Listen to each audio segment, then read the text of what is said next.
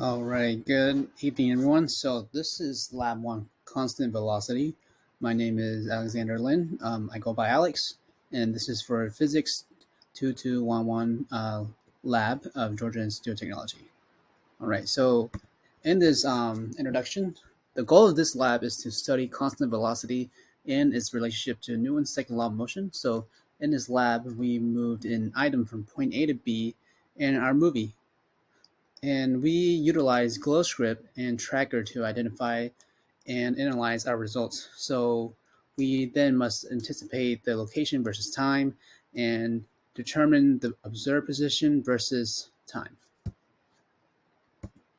So what is physics? Physics explores nature's fundamental laws, right?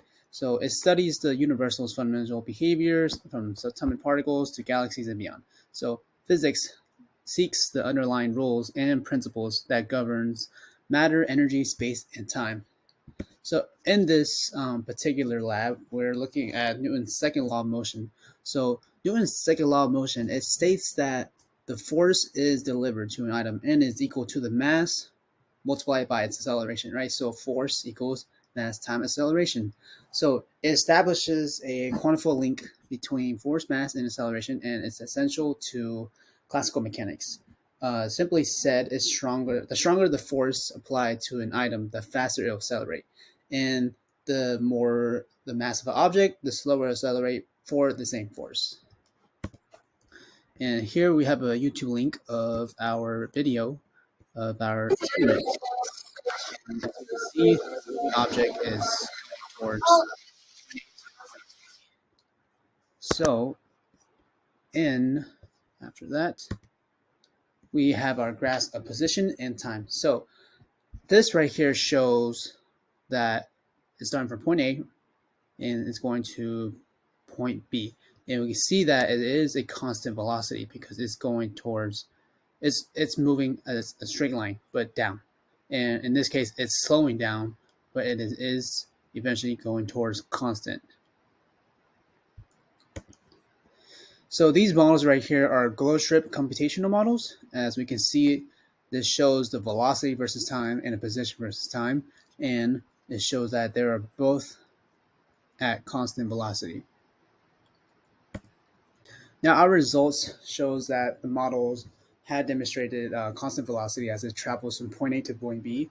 We had our position from 0.449 to 0.0310, and our velocity was equal to 0.066, comma 0.04, comma 0. And because the position of the moving item is depicted on the graph, we are aware that the object's velocity remains the same throughout its motion.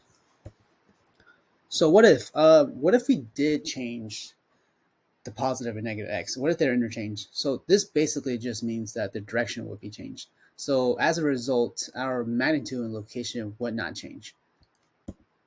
And what does it mean? So based on our findings of the computational model, if we said the net force is equal to 0, it is still possible to determine how many forces are put together to get 0. So the rationale for this is that with enough data and knowledge, we can calculate the computational model's acceleration as it moves from point A to point B. So if we assume a mass of 1 kilograms, which is used in this experiment, we can use Newton's second law of motion to calculate the total force.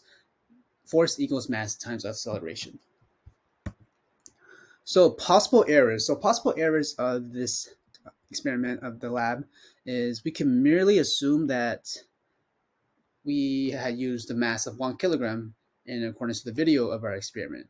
However, there may be some mistakes in this laboratory, and as we only assume that the moving object is 1 kilogram, right?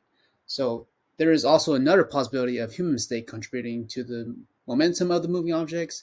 So for instance, that's when we basically just move the moving object from point A to point B in terms of like time-wise. So a rough like approximation of our findings might be derived from the data. So concluding from this experiment for constant velocity of physics 2211, As a consequence of our observations, we are able to assert that during this experiment, the traveling item from point A to point B maintained a constant velocity. And the explanation for this characteristics may be explained by Newton's second law of motions, which can be used why this is the case. And this here is just a link for the glow strip. And this is what I have for you all. Thank you so much.